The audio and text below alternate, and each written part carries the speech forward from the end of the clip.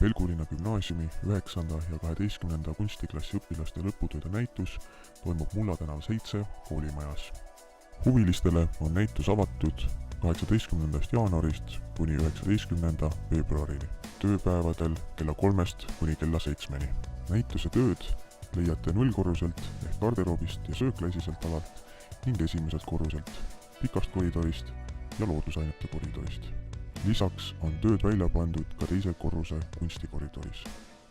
Ei saa mainimata jätta ka ohutusreeglid, ehk näituse külastajatel palun kaasa võtta mask ja näitusel jälgida 2+2 reeglit. Lisainfot näituse kohta leiate Pelgulinna gümnaasiumi kunsti Facebooki lehelt või kooli kodulehelt.